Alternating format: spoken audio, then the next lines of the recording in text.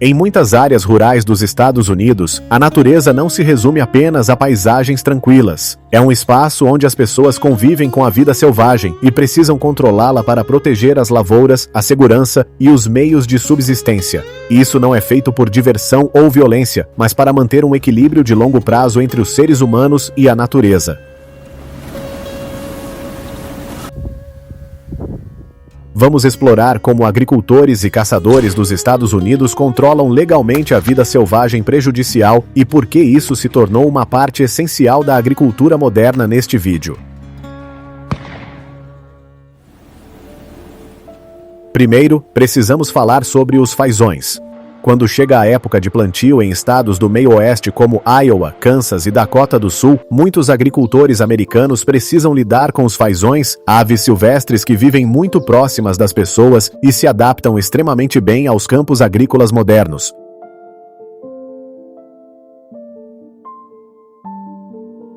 Os fazões são especialmente atraídos por sementes recém-plantadas e mudas jovens. No início da primavera, eles costumam se deslocar em bandos por lavouras de milho, trigo e soja, alimentando-se de sementes remanescentes e revolvendo o solo em busca de alimento. Como resultado, as culturas germinam de forma irregular, com muitas áreas falhadas logo no início da safra. Em regiões com alta concentração de fazões, as perdas de sementes e plantas jovens podem aumentar de 5% a 15%, causando prejuízos significativos aos agricultores.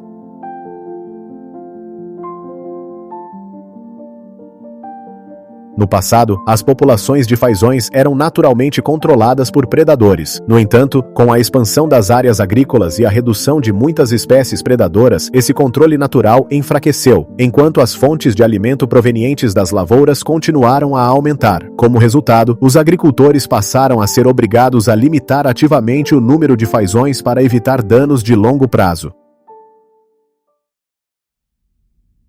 Nos Estados Unidos, a caça ao fazão é permitida de forma sazonal, geralmente ocorrendo no final do outono. Antes de cada temporada de caça, os órgãos de gestão da vida selvagem avaliam as populações de fazões e seu impacto na agricultura. A temporada de caça só é aberta quando os níveis populacionais aumentam além do adequado. Agricultores e caçadores normalmente caçam fazões com armas de fogo, caminhando pelas bordas das lavouras, valas de drenagem ou faixas de vegetação onde os fazões costumam se esconder. Muitos utilizam cães de caça para ajudar a localizar as aves e fazê-las levantar voo, tornando a caça mais rápida e precisa. Os caçadores devem possuir licença válida e só podem abater a quantidade permitida por lei.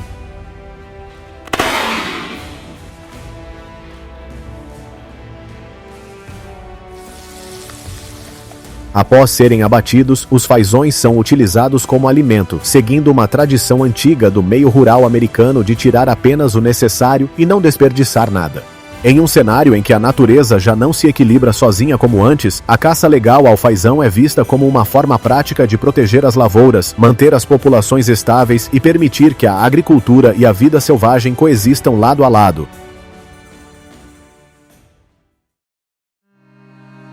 O cervo de cauda branca é outra espécie que afeta a agricultura nos Estados Unidos. Em muitos estados do norte e do meio-oeste, como Wisconsin, Pensilvânia, Michigan e Minnesota, as populações de cervos de cauda branca vêm aumentando de forma constante ao longo de várias décadas.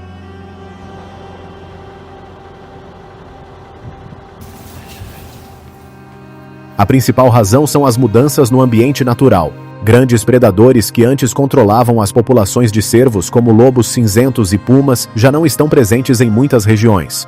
Ao mesmo tempo, os cervos prosperam em paisagens com fazendas, bordas de florestas e áreas abertas, onde há alimento abundante e relativamente pouco risco.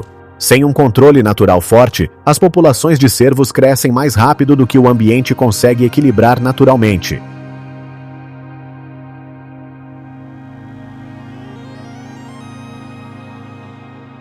Uma das consequências mais visíveis são os acidentes de trânsito. Todos os anos, nos Estados Unidos, estima-se que ocorram entre 1 e 2 milhões de colisões entre veículos automotores e cervos de cauda branca, causando grandes prejuízos econômicos e representando um risco direto à segurança das pessoas.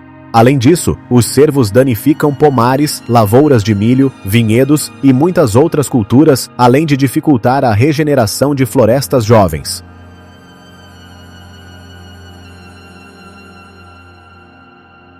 Os cervos de cauda branca também são hospedeiros de carrapatos que transmitem a doença de Lyme, tornando o controle populacional uma questão de saúde pública também.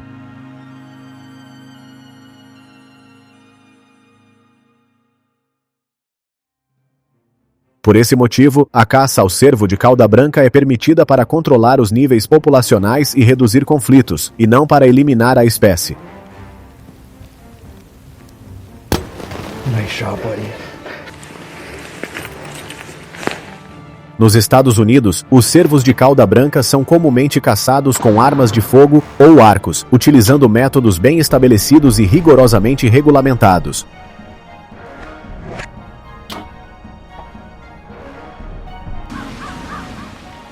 O método mais comum é a caça com armas de fogo, pois elas oferecem alta precisão e resultados rápidos. Os caçadores geralmente aguardam em locais por onde os cervos costumam passar, como bordas de florestas, trilhas de animais ou áreas próximas a fontes de água. Em vez de perseguir os animais, eles permanecem pacientes e esperam até que um cervo entre no alcance legal de tiro.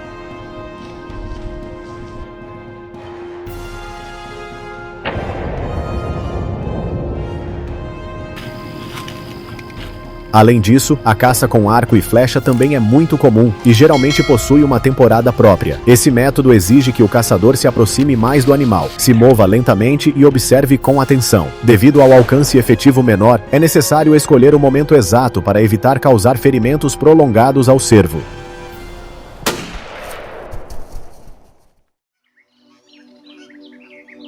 Em áreas úmidas, lagos e pastagens próximas a rios, os gansos do Canadá representam um desafio diferente, menos dramático do que o dos cervos de cauda branca, mas que gera uma pressão constante e de longo prazo.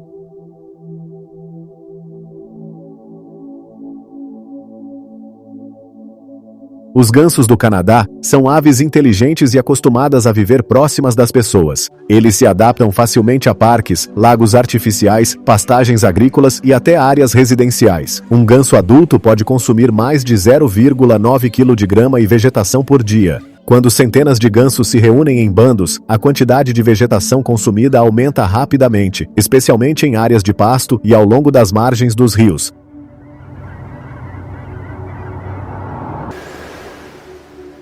Além de se alimentarem, os gansos também deixam grandes quantidades de dejetos. Um bando grande pode produzir centenas de quilos de fezes por dia, sujando pastagens, poluindo fontes de água e afetando diretamente a higiene pública.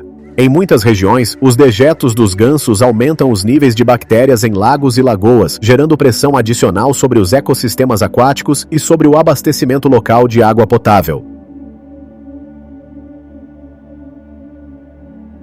Ao longo de várias décadas, as populações de gansos do Canadá em toda a América do Norte cresceram rapidamente. Atualmente, estima-se que seus números cheguem a dezenas de milhões de indivíduos. Em muitas regiões, os gansos têm poucos predadores naturais capazes de controlá-los, enquanto os ambientes criados pelo ser humano se tornaram cada vez mais favoráveis à sua sobrevivência.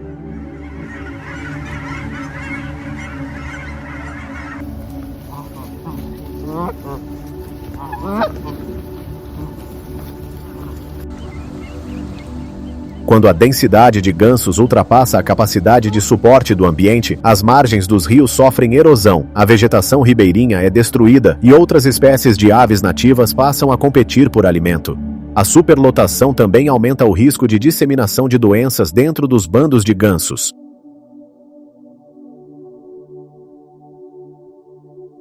Para reduzir essa pressão, os estados dos Estados Unidos adotam uma série de medidas legais de controle. A caça sazonal ao ganso é uma das abordagens mais comuns, com regras claras sobre períodos, locais e limites de abate. Os participantes devem possuir as licenças adequadas e só podem caçar dentro das áreas e dos limites autorizados.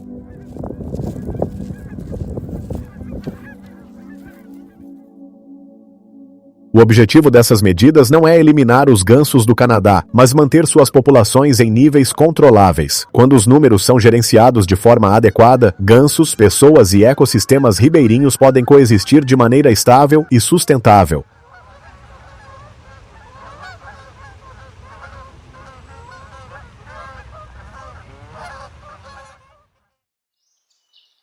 Na agricultura dos Estados Unidos, os porcos selvagens são considerados uma das espécies invasoras mais destrutivas, não apenas pelos danos que causam, mas também porque sua reprodução extremamente rápida os torna quase impossíveis de controlar sem a intervenção humana.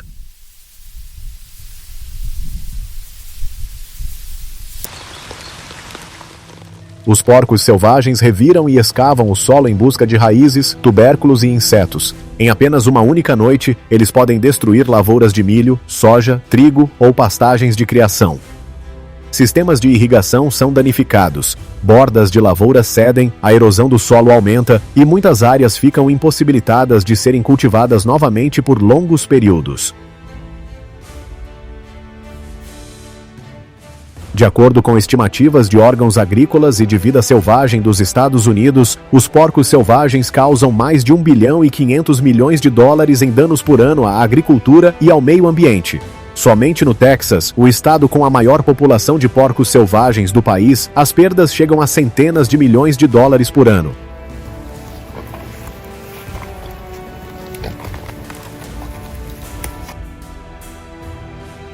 Além de destruir lavouras, os porcos selvagens também carregam diversas doenças perigosas, como a peste suína africana, representando uma ameaça direta à indústria pecuária e à segurança alimentar. Eles também competem por alimento com a fauna nativa, desequilibrando os ecossistemas em grandes áreas.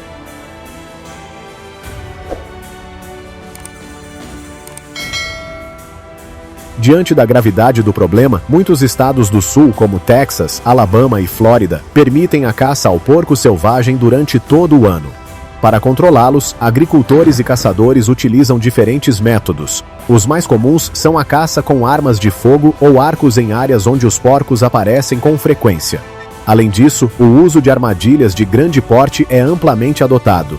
Essas armadilhas geralmente são projetadas para capturar bandos inteiros de uma só vez e são instaladas em rotas habituais de deslocamento ou em locais onde os porcos causam danos repetidos, permitindo reduzir a população de forma mais rápida e eficiente do que a caça de animais individuais.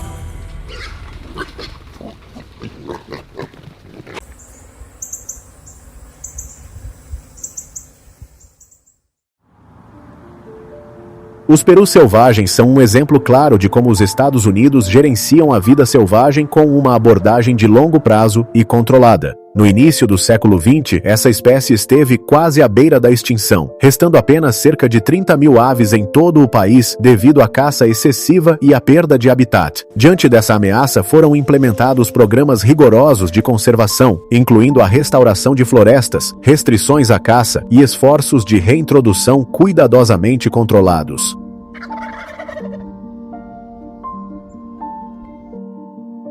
Após várias décadas, os perus selvagens se recuperaram de forma significativa. Hoje, sua população chega a cerca de 7 milhões de aves e está distribuída por muitos estados. Com o aumento dos números, os perus selvagens passaram a exercer pressão sobre a agricultura em algumas regiões.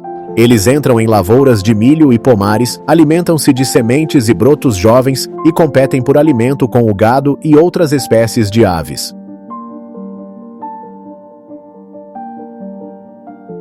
Para evitar desequilíbrios, os Estados Unidos permitem a caça ao peru selvagem apenas durante temporadas muito curtas e rigidamente controladas. Cada estado define claramente os períodos, locais e limites de abate, geralmente priorizando a caça de machos para não afetar a reprodução. Nesse caso, a caça não tem o objetivo de reduzir drasticamente a população, mas de atuar como uma ferramenta de manejo, mantendo os números saudáveis e reduzindo conflitos com a agricultura.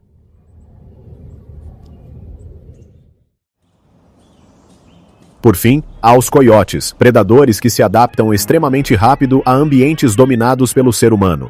À medida que muitos grandes carnívoros entraram em declínio, os coiotes não apenas sobreviveram, como se expandiram de forma agressiva. Das pradarias abertas, eles passaram a ocupar amplamente áreas rurais, regiões suburbanas e até zonas próximas às cidades. Atualmente, estima-se que a população de coiotes nos Estados Unidos chegue a milhões de indivíduos.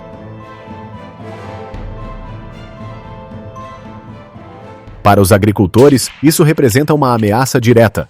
Os coiotes atacam com frequência aves domésticas, ovelhas, cabras, bezerros e outros animais de pequeno porte, especialmente em fazendas de criação extensiva e a pasto. Todos os anos, a pecuária dos Estados Unidos perde dezenas de milhões de dólares devido à predação por coiotes, o que leva muitos estados a adotar medidas de controle mais rigorosas. Há também registros de ataques a pessoas.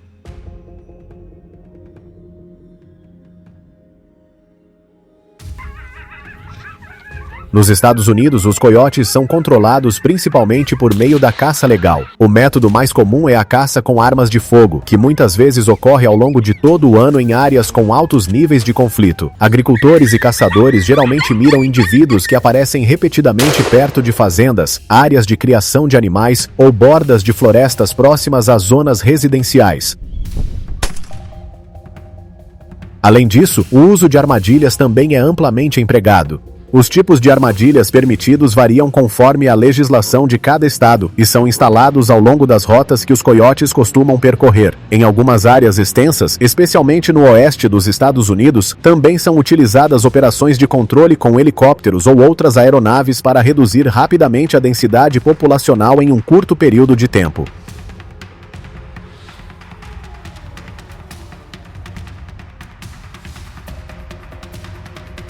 Essas medidas não têm como objetivo erradicar completamente os coiotes, mas reduzir suas populações a níveis que o meio ambiente e a agricultura consigam suportar. Em um cenário fortemente modificado pela atividade humana, a participação de agricultores e caçadores no controle de coiotes é considerada uma parte essencial do manejo da vida selvagem nos Estados Unidos, ajudando a proteger meios de subsistência, reduzir conflitos e evitar danos maiores a longo prazo.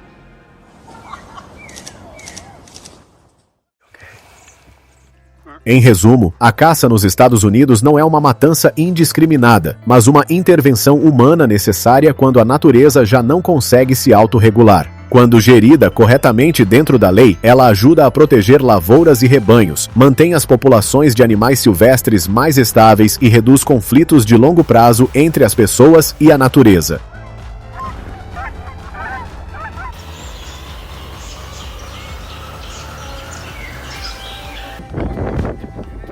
Se você achou este tema interessante e quer aprender mais sobre agricultura, caça e como os Estados Unidos gerenciam a vida selvagem, não se esqueça de se inscrever no canal e ativar as notificações para não perder os próximos vídeos.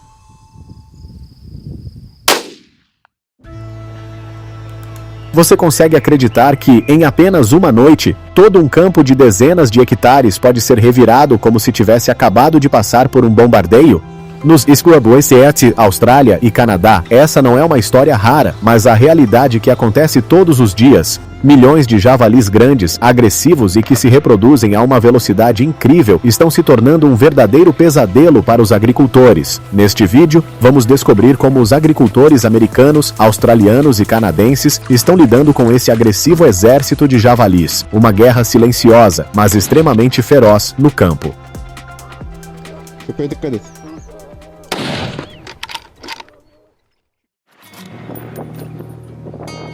Segundo a revista Economist, no Canadá, a população de javalis selvagens já ultrapassou a marca de 62 mil animais e não mostra sinais de desaceleração. Eles vivem em bandos, vagando por várias áreas agrícolas. Com seu forte hábito de fuçar e forragear continuamente, em pouco tempo, os javalis podem destruir hectares de terras cultiváveis, deixando grandes prejuízos que não são fáceis de corrigir rapidamente.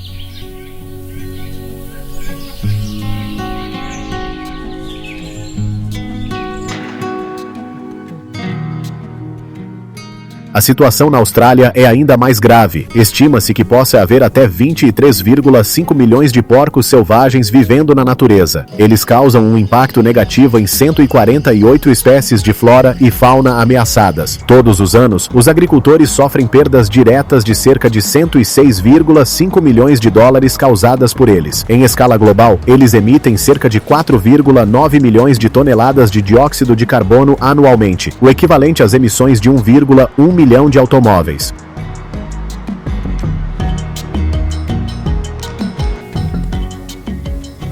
Nos Estados Unidos, os javalis selvagens são considerados há muito tempo uma espécie invasora altamente destrutiva, particularmente grave no estado do Texas. Eles causam danos severos a terras agrícolas e ecossistemas naturais, forçando o governo federal a intervir por muitos anos.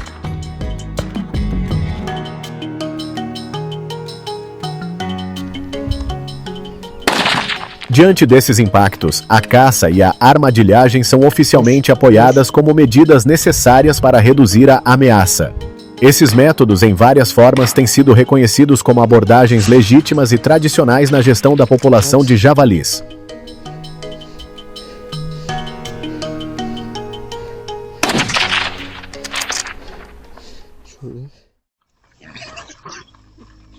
Para uma armadilhagem eficaz, a primeira coisa que o agricultor precisa entender é o comportamento dos javalis. Eles são geralmente mais ativos em áreas baixas, como leitos de rios, riachos secos, áreas alagadas e bordas de floresta, onde é fácil encontrar comida e há esconderijos.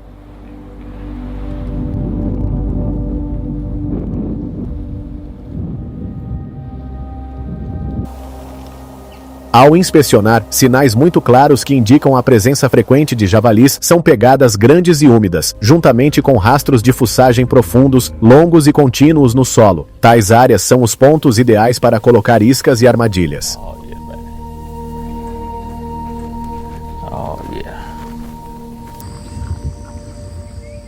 Depois de identificar o local correto, o próximo passo é colocar a isca para atrair os javalis. Como são onívoros, os javalis não são muito exigentes, o que permite o uso de vários tipos de iscas. As mais eficazes costumam ser milho seco ou fermentado, restos de vegetais e tubérculos, e substâncias doces como melaço.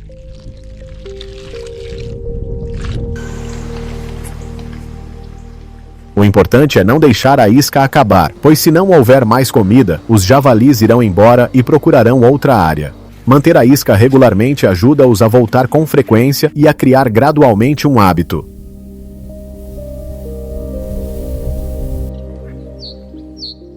Após cerca de 1 a 2 semanas, os javalis se acostumam com a área de isca e se tornam mais confiantes, diminuindo significativamente seu nível de alerta. Este é o momento certo para começar a armadilhagem.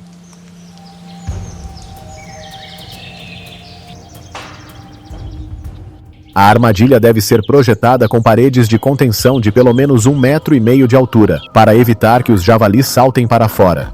Na fase inicial, a porta da armadilha é mantida aberta para que eles entrem e saiam livremente, acostumando-se ao espaço e à estrutura interna sem se sentirem ameaçados.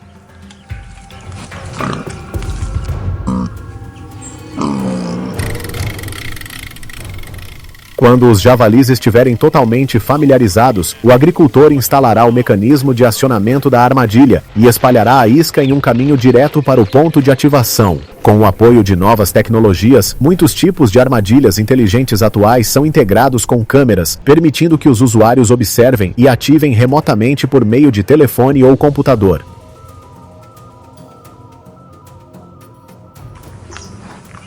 Ao notar que há um número suficiente de javalis dentro, a armadilha é acionada. Neste momento, mesmo em pânico e batendo continuamente nas paredes da armadilha para tentar escapar, eles não conseguem sair. Uma armadilha automática típica pode reter até 50 javalis em uma única ativação.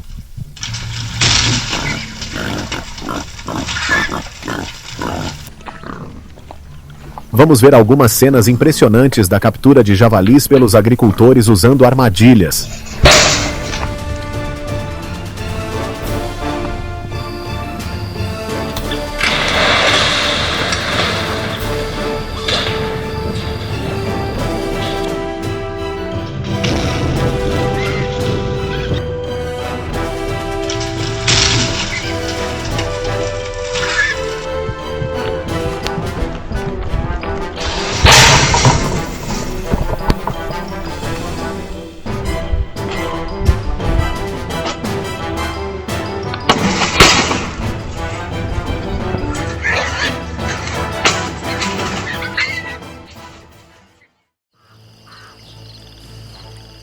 Quando a noite cai, é quando as caçadas de javali com armas de fogo começam. Este é o momento em que a espécie é mais ativa, mas menos cautelosa. Outra razão importante é que a visão dos javalis é bastante fraca em condições de pouca luz, dando uma clara vantagem aos caçadores.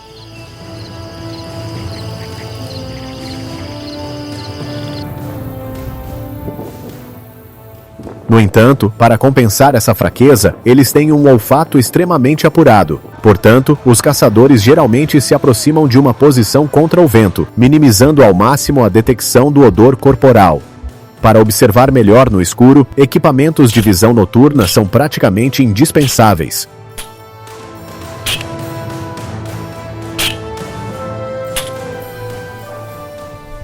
O método de caça mais comum atualmente ainda é o uso de rifles. Os disparos são frequentemente realizados de uma distância considerável, às vezes de até 548 metros, para garantir a segurança e aumentar a capacidade de se aproximar do bando de javalis sem causar alarme. Os alvos de mira principais são posições que causam morte fácil, como a cabeça ou o coração.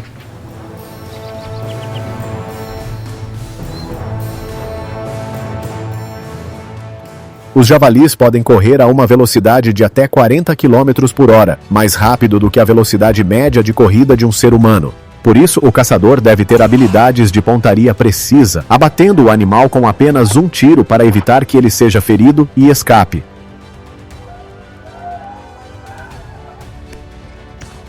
Vamos ver como os caçadores abatem os javalis.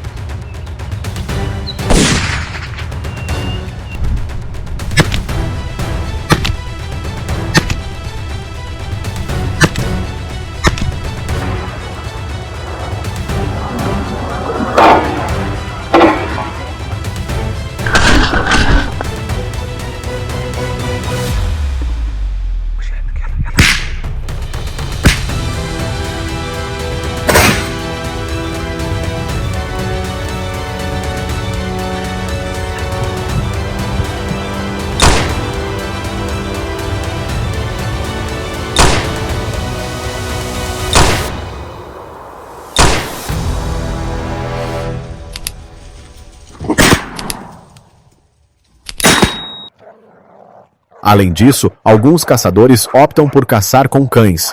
Os cães treinados rastreiam, perseguem e encurralam os javalis em uma área estreita, e então latem alto para sinalizar a localização ao caçador.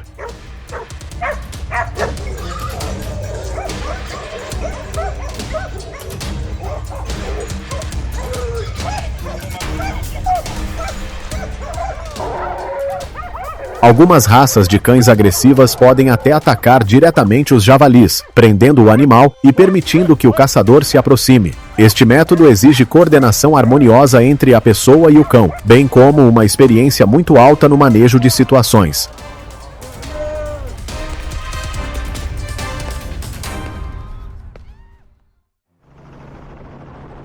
Em uma escala maior, tours de caça ao javali de helicóptero foram implementados em algumas áreas com grandes extensões e alta densidade de javalis. Do alto, os caçadores podem facilmente localizar bandos de javalis se movendo no solo e rapidamente se aproximar da presa.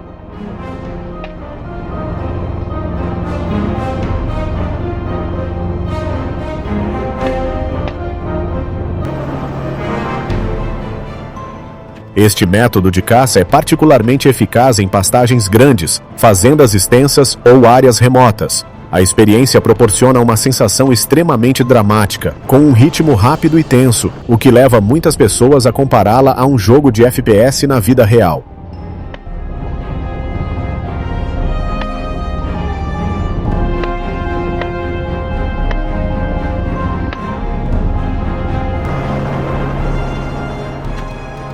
No entanto, esta forma de caça também enfrenta muitas críticas.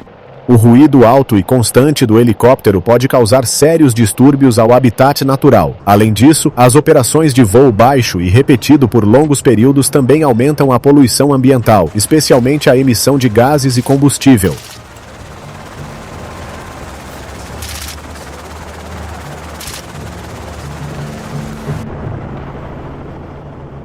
Vamos ver como caçar javalis de helicóptero.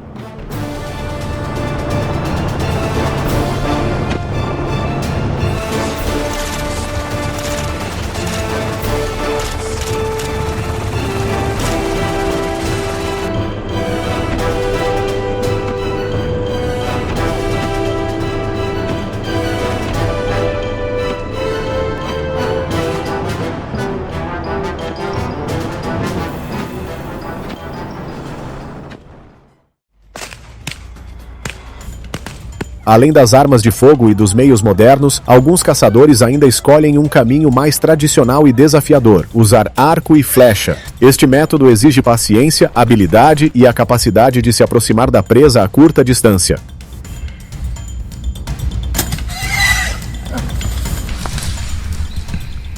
O tipo de arco comumente usado é o arco composto, com um design moderno que ajuda a aumentar a força de tração, a estabilidade e a precisão no tiro. Ainda assim, caçar javalis com arco nunca foi fácil.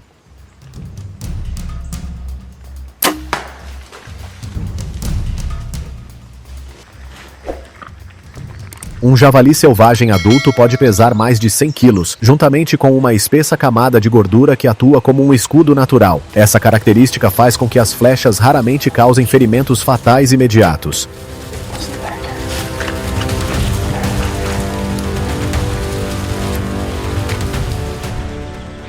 Para resolver esse problema, os arqueiros geralmente equipam as flechas com caudas iluminadas. Quando a flecha atinge o alvo, essa luz os ajuda a rastrear com precisão o caminho de fuga da presa em condições de pouca luz ou terreno denso. Graças a isso, os caçadores podem continuar a perseguição, mantendo uma distância segura e seguindo o rastro até que o javali caia.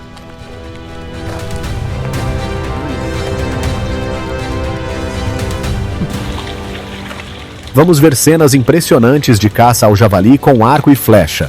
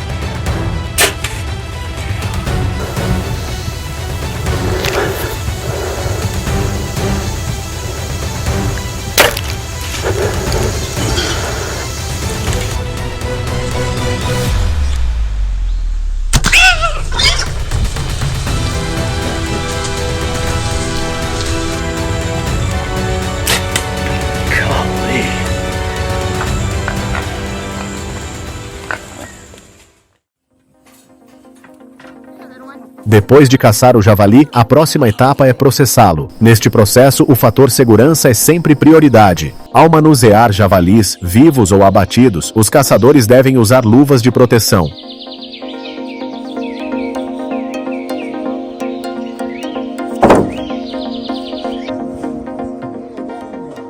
Durante todo o transporte, desossa ou processamento inicial, a higiene pessoal e a limitação do contato direto com o sangue e fluidos corporais do animal são rigorosamente seguidas para reduzir o risco de infecção por doenças que podem ser transmitidas do javali para humanos.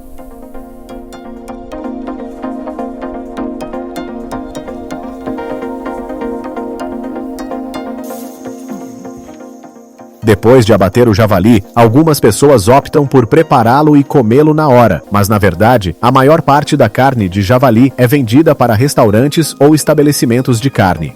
Muitas pessoas ainda acreditam que a carne de javali tem um risco à saúde maior do que a carne de porco de criação, mas essa afirmação não é totalmente precisa. É verdade que a carne de javali pode conter alguns tipos de parasitas, mas quando é introduzida em uma linha de processamento profissional, uma série de medidas preventivas são aplicadas para garantir a segurança alimentar.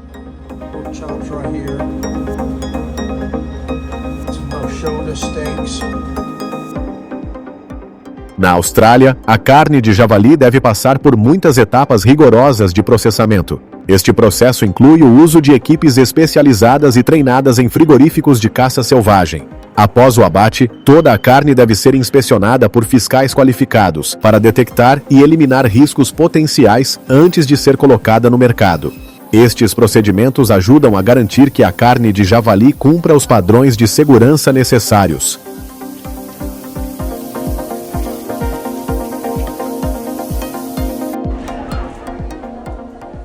Nos Ezeros e Wara, O negócio de carne de javali também ocorre em uma escala significativa. Um único estabelecimento comercial pode consumir cerca de 1.500 a 1.700 javalis. A carne de javali está gradualmente se tornando uma fonte de alimento estritamente regulamentada, ligada a regulamentos de segurança e a um sistema de processamento profissional.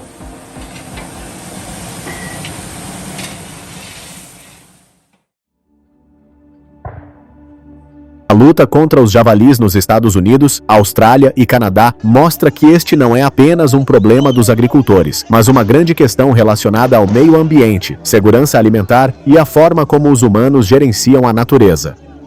Da armadilhagem e caça ao processamento da carne, cada medida reflete um esforço para buscar um equilíbrio entre o controle populacional e a limitação dos impactos negativos.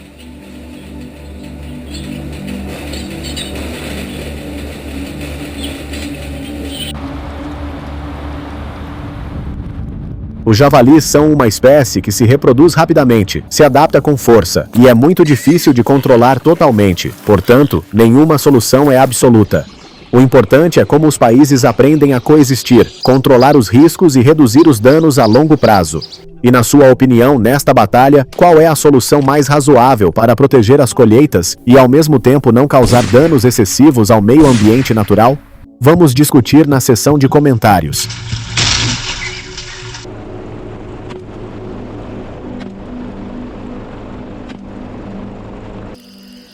Este vídeo termina aqui. Obrigado por assistirem.